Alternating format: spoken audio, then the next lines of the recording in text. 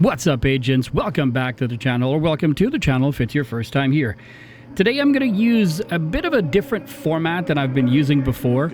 I've been getting a lot of questions from a lot of you about some of the builds that I use, and especially on the video format that I use as well. So today I'm going to do one of those build videos where I'm going to showcase the build first, and then in the end we're just going to use whatever screens that all of the other YouTubers seem to be using in order to showcase the build that I'm using. So for today's build video, we're going to use, I'm going to showcase more likely my Pestilence build that I have been using for a very long time. We're going to run a control point right now, and then once the control point is finished, I will come back to the base and we're going to look at the video together. Roll the footage.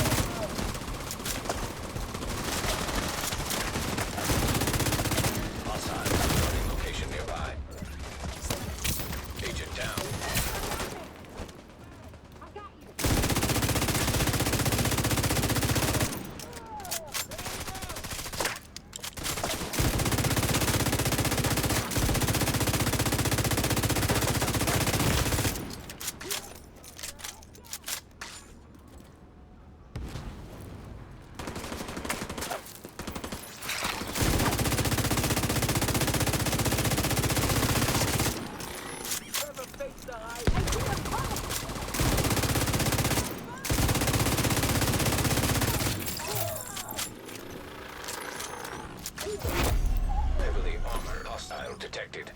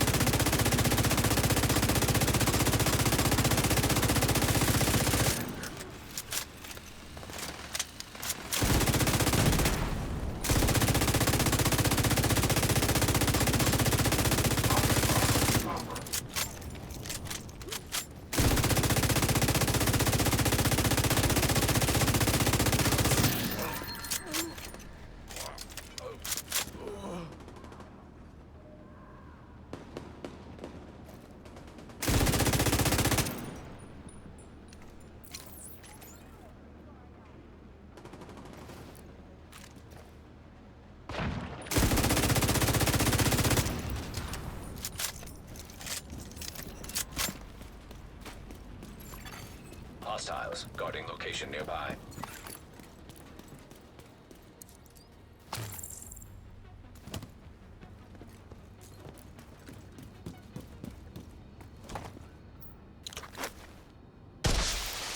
Reinforcements incoming. Detecting additional hostile contacts.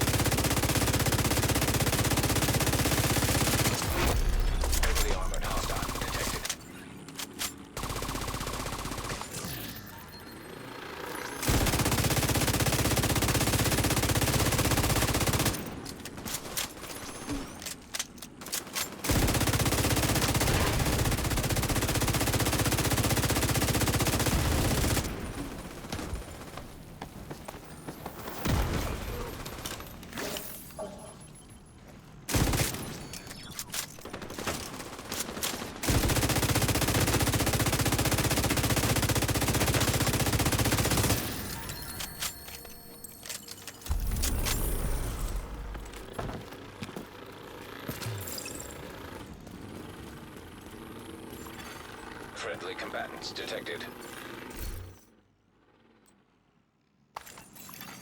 Supply room access unlocked.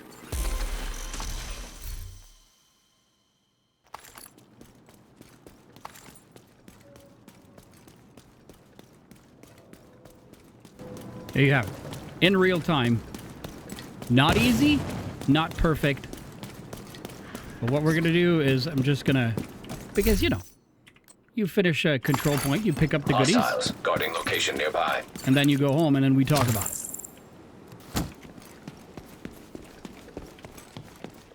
One thing you're going to have to learn with my builds, or the way I do builds, is I don't have a lot of builds.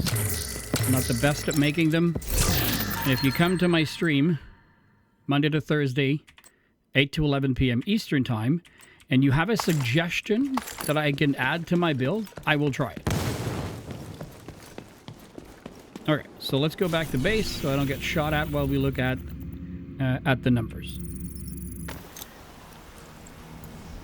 With my builds, I don't use any modifiers, so any global modifiers or any seasonal modifiers either. So this is the build. So as you can see here, in terms of the modifiers, none are active. I have not. They're just not active. And so this is my build. So of course I'm using the Pestilence LMG. People have asked me if I was using an LMG build. So that's the only pure LMG build I have. I have had this exotic for a very long time. So of course it's completely maxed out in terms of its stats. So it's got LMG damage, damage to target out of cover, and damage to armor. I did have to, like farm it a few times in order for it to get this roll to drop. This is my preferred roll. So this is what it has. 110,000 total damage. And of course, we're utilizing the Plague of Outcast, which is hits apply a debuff dealing 100% weapon damage over 10 seconds, and it stacks up to 50 times. Is whenever an enemy dies with this debuff, 100% of the stacks are transferred to a nearby enemy within 25 meters. One thing that I've learned, and I'm not 100% sure that there's nothing else that you could add to this, is that the Plague of Outcast utilizes weapon damage in order to transfer the damage. So any other type of damage that you would technically add besides weapon damage is not going to get Plague of Outcast to give you a bigger return. I'm sure there are 100 different ways and probably 10 times, not 10 times, but 10 other ways to make it, make more damage. But whenever I feel like playing with it, this build is just perfect. I use as my secondary, I use the Lexington. And then what I did is I can re-roll the talent. So the Lexington came with health damage and damage and target out of cover. I know health damage is not a fan favorite, but this is the best I could get it, and I didn't feel like farming for it.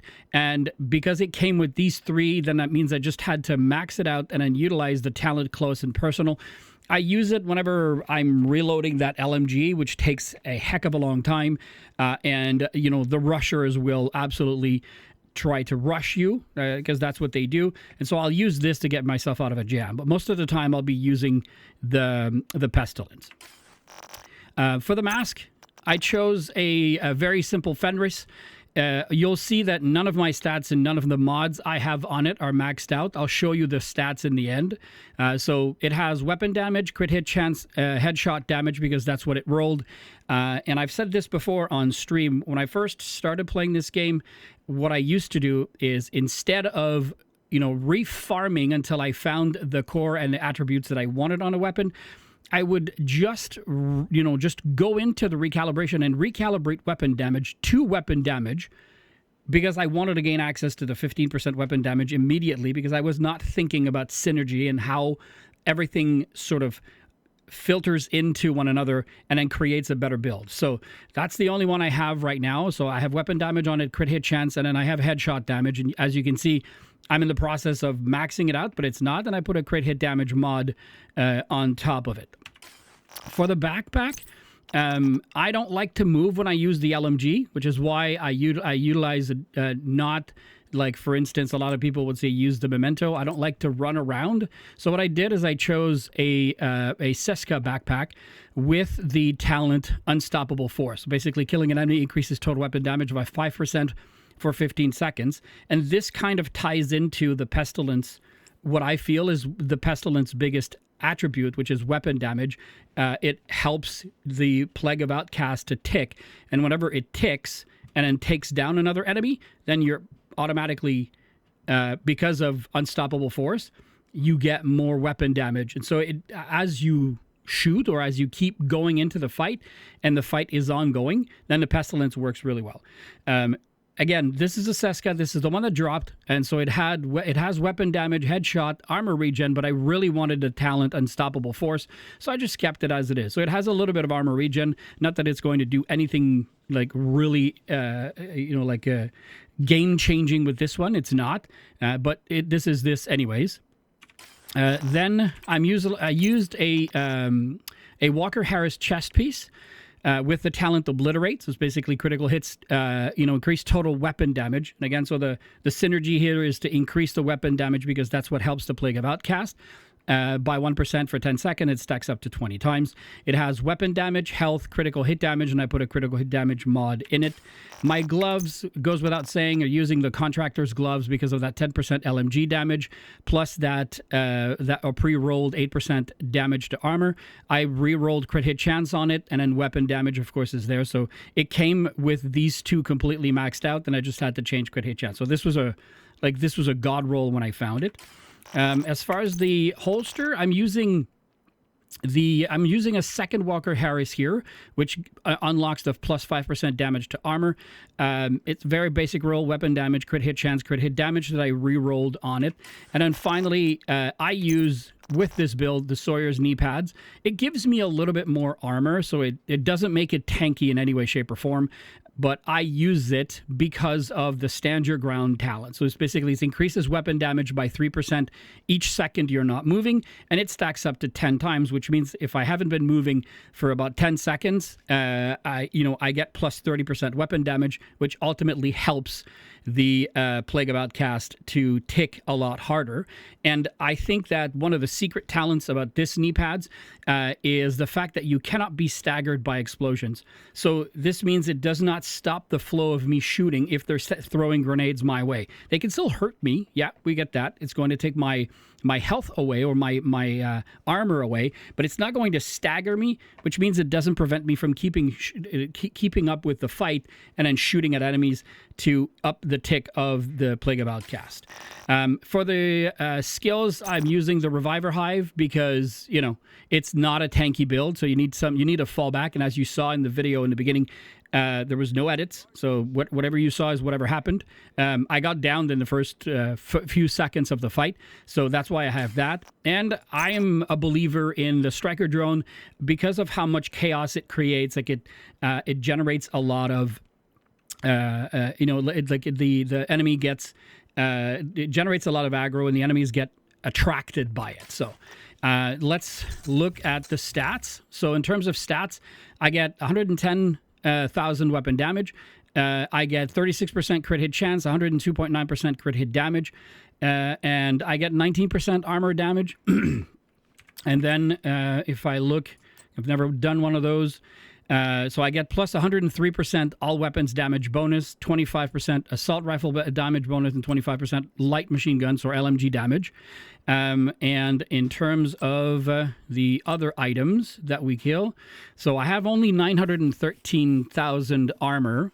I get 91,000 armor on kill, a little bit of armor regen. I have 403,000 max health. And only 2,000 health regeneration, so that's not a big deal. If you're looking at this in here, 50% pulse resistance, 20% explosive resistance, and which is very, very basic in terms of stats. So I've been able to do heroic, and again, you guys know this if you've watched any of my other videos.